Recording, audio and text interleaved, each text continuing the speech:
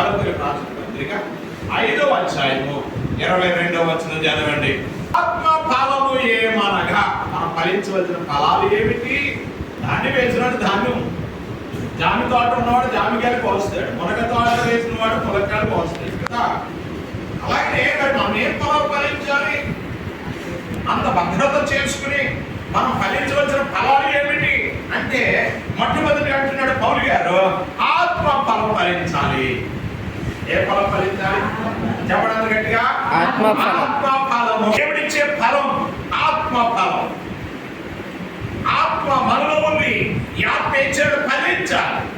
ఆత్మ ద్వారా ఫలించే ఫలం ఆత్మ ఫలం. ఈ ఆత్మ ఫలంలో 9 రకాలు ఉంటాయి.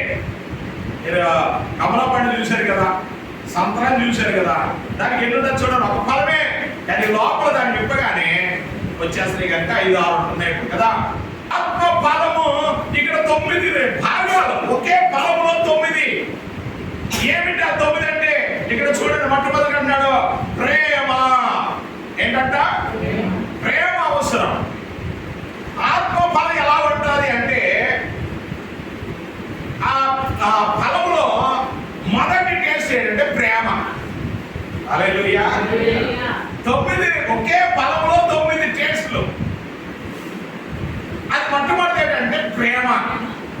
ఏ ప్రేమ ఇది చెప్పండి?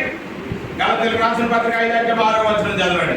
ప్రేమ వలన కార్య సాధకమగు విశ్వాసమే ప్రయోజనకరమగును. ధర్మశాస్త్రమంతయు నిన్ను వలె నీ పొరుగు వారిని ప్రేమించుము అని ఒక్క మాటలో సంపూర్ణమై ఉన్నది. అంతా ధర్మశాస్త్రం అంటే పాత నిబంధన. దేవుడు ఇచ్చిన ధర్మశాస్త్రం అంతా అక్కడ ఒకే ఒక్క నియమంతో నింపబడి ఉందంట, ఒకే ఆదేశంతో. ఏంటి అంటే అది చెప్పండి? ఒకే ఒక్క మాట, నిన్ను వలె నీ పొరుగు వారిని ప్రేమించు. నిన్ను వలె నీ పొరుగు వారిని ప్రేమించు. ఒకే ఒక మాట, నిన్ను వలె ఏం చేయాలి? నీ పొరుగు వారిని నీ పొరుగు వారిని ప్రేమించు. నిన్ను వలె అంటే ఎలాగా? నన్ను నేను ఎలా ప్రేమించుకున్నానో నా పొరుగు వారిని అలా ప్రేమించాలి. ఇది సాధ్యమా చెప్పండి? సాధ్యమా? ప్రేమిస్తామా? చాలా కష్టం కదా. ప్రేమించవచ్చు కానీ ప్రేమించం. బస్సు 100కు 100 కూడా ఉండరేమో అనుకుంటున్నాను నేను. అంటే ఒక్కడు కూడా ఉండరేమో అనుకుంటున్నాను నేను. 1000కి ఒక్కడు ఉంటారేమో బహుశా. ఎందుకంటే నాలో నేను ప్రేమించాలంటే నేను ఎంత ఎలా ఉంటున్నానో అలా అవతలని ప్రేమించాలి. నన్ను నేను ప్రేమించుకున్నాను. ఎలా ప్రేమించుకున్నాను చెప్పండి? ముళ్ళు కూడా గుచ్చుకోకుండా చూసుకున్నాను. అవునా కదా? నన్ను నేను బాధపరుచుకుంటానా చెప్పండి? ఇక్కడ ఉంది తీసుకుని ఇలా కొట్టుకుంటానా నేను? మరి అవతలను కొట్టేస్తాం మనం, ఏదైనా తేడా వచ్చేస్తే అవతలను పొడి చేస్తుంటాం మాటలు చేస్తా, అవతలను నరికేస్తూ ఉంటాం మాటలు చేస్తా కదా. కొన్ని చేతుల వల్ల కొన్ని బాధ పెడతాం, మనం బాధ పెట్టుకో, మనం బాగుంటే చాలనుకుంటాం. అవతల బాగుడి గురించి ఆలోచన చేయం. ఒక్క మాట చాలంటాడు.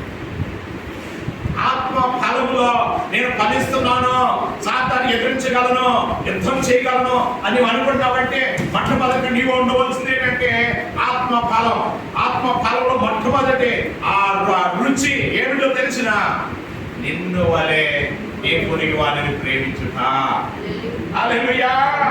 మొదటి కొరింథీ పత్రిక 11:13 వచనంలో అంటాడు, కాగా విశ్వాసము, నిరీక్షణ, ప్రేమ ఈ 3ను నిలుచును, వీటిలో శ్రేష్టమైనది ప్రేమే. హల్లెలూయా. కనుక విశ్వాసం కంటే నిరీక్షణ కంటే ప్రేమ శ్రేష్టమైనది. అది నిలుస్తుంది. మనం చేసిన సహాయం నిలిచామంటాం. నెల ఉండేవాడు కరోనా ఇలా సహాయం చేశాడు, కంపల్సరీ చెప్తారు. 5 రోజులు ఇలా బ్రతుకున్నాను నేను, కంపల్సరీ చెప్తాం. ఎందుకని? ప్రేమ నిలుస్తుంది. కనుక మొట్టమొదటిగా మనం జ్ఞాపకం చేసుకోవాలి, మనం ఆత్మ ఫలంలో మొట్టమొదటి కూడా ఏంటంటే ప్రేమ.